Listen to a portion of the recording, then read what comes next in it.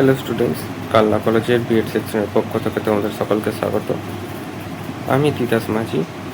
আজকে আমরা তোমাদের ষষ্ঠ চ্যাপ্টার বীজগণিতীয় ভগ্নাংশ পড়ব। এবার আমাদের জানতে হবে ভগ্নাংশ কি। ভগ্নাংশ জানার জন্য এই যে আমাদের এই যে ছেলেটি, এর নাম আবির। ঠিক আছে, আবিরের কাছে একটি আপেল, যেটাকে সে সমান ভাগে ভাগ করে এক অংশ নিজের কাছে রাখলো এবং আরেক অংশ তারই ভাই আবিরকে দিয়ে দিল। ঠিক আছে, এটার একদম যদি অর্ধেক করা হয় বা 1/2 করা হয়, সেটাকে আমরা বলবো ভগ্নাংশ। একটা নিজের কাছে রেখে একটা তার ভাইকে দিয়ে দিল, একদম অর্ধেক করে, এটাকেই বলা হয় 1/2 বা হাফ ভগ্নাংশ। এবার এর জন্য আরেকটা উদাহরণ দেখে নিই।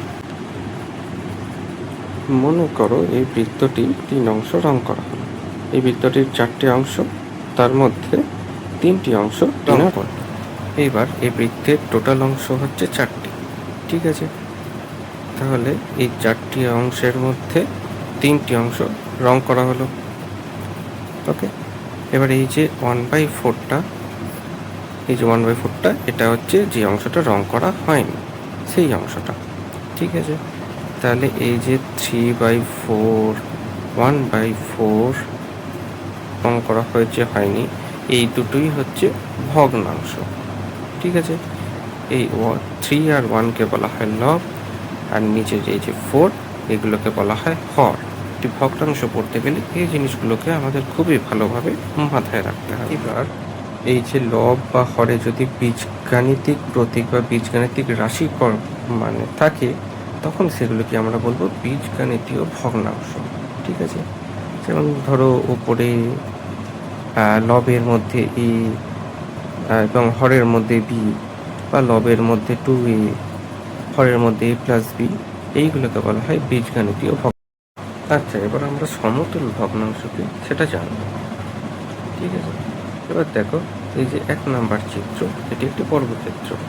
সেটিকে আমরা 2 ভাগে ভাগ করে তার একটি অংশ সবুজ রং করেছি। ঠিক আছে, এবার এই যে 2 নাম্বার চিত্র, এটিকে দেখো আমরা 4টি ভাগ করে তার মধ্যে 2টি ভাগ কমলা রং করেছি। ঠিক আছে, এবার দেখো দুটি চিত্রের মধ্যে কিন্তু মোট রং করা অংশ কিন্তু সমান। ঠিক আছে, দুটি সমান আকারের বর্গক্ষেত্র এবং তাদের মধ্যে রং করা অংশ সমান। এটাতে 1/2, এটাতে 2/4। অতএব এটা থেকে আমরা কি বলতে পারি, 1/2 এর সাথে লবে ও হরে যদি আমি 2 গুণ করি, তাহলে আমরা পাচ্ছি 2/4। আবার 1/2 এর সাথে যদি 3 গুণ করি, তাহলে পাচ্ছি 3/6। এইগুলোকে আমরা বলছি সমতুল ভগ্নাংশ। একইভাবে 1/2, 2/4, 3/6, 5/10, এগুলো সবকটাই সমতুল্য ভগ্নাংশ। ঠিক আছে, 5/10কে যদি আমরা 5 দিয়ে হর ও লবকে ভাগ করি, আমরা পেয়ে যাবো 1/2। এবার আমরা দেখবো ভগ্নাংশের লঘিষ্ঠকরণ কীভাবে করা হয়। ঠিক আছে, এখানে আমরা বীজগাণিতিক ভগ্নাংশ এখন নিয়ে আমরা নিয়েছি সাংখ্যিক ভগ্নাংশ। ঠিক আছে, এটা হচ্ছে 4/20। 4/20কে আমরা কীভাবে লঘিষ্ঠকরণ করতে পারি, 4 লব এবং 20 হর। ওকে, এটা আমাদের মাথায় রাখতে হবে। এইবার লবকে যদি আমরা 4 দিয়ে এবং হরকে 14 যদি আমরা 4 দিয়ে ভাগ করি, তাহলে আমরা কী পাবো, 1/5। ঠিক আছে, যেহেতু 4/4 = 1, সেই জন্য আমরা দুটোকেই 4 দিয়ে ভাগ করতে পারি। এবারে এই যে বীজগাণিতিক ভগ্নাংশ, এটাকে আমরা কিরমভাবে লিখতে পারি, a/a into a into b। ওকে, এবার a হচ্ছে আমাদের লব, যেটাকে আমরা a দিয়ে ভাগ করব, আর এটা হচ্ছে আমাদের হর, যেটাকেও আমরা a দিয়ে ভাগ করব। তাহলে সেখান থেকে আমরা কী পাবো, 1/a ইন্টু b। তাহলে a/a²b কে আমরা লঘিষ্ঠকরণ করে পেলাম 1/a ইন্টু b। এবার দেখো a³ b² - a²b³ - ab³, এইটাকে আমরা কীভাবে লঘিষ্ঠকরণ করব। ওকে, তাহলে দেখতে পাচ্ছ লব থেকে আমরা a²b² কমন নিয়ে নিয়েছি। ওকে, এইবার এখান থেকে যদি a²b² কমন নিয়ে নেওয়া হয়, তাহলে আমাদের কাছে কী থাকছে, a, এবং দ্বিতীয় অংশ থেকে যদি আমরা এ স্কোয়ার বি স্কোয়ার কমন নিয়ে নিই, আমাদের কাছে থাকছে বি। ঠিক আছে, তাহলে এ স্কোয়ার বি স্কোয়ার ইন্টু এ মাইনাস বি।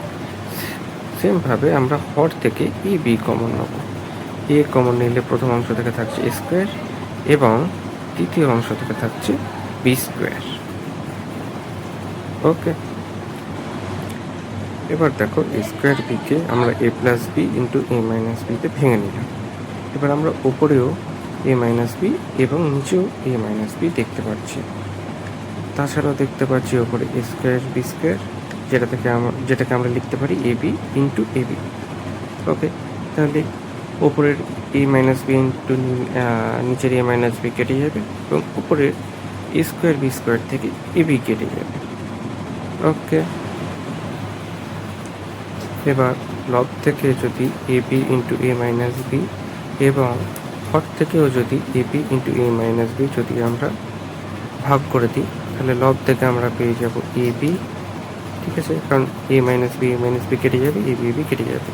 এবং হর থেকেও যদি আমরা same A B into A minus B কাটি, তাহলে আমরা পেয়ে যাবো এ প্লাস বি, ওইটুকুই পড়ে থাকবে। এইভাবেই আমরা বীজগাণিতিক ভগ্নাংশের লঘিষ্ঠকরণ করব। লব ও হরের লসাগু বের করব এবং সেটি দিয়ে লব ও হরকে ভাগ করে দেব।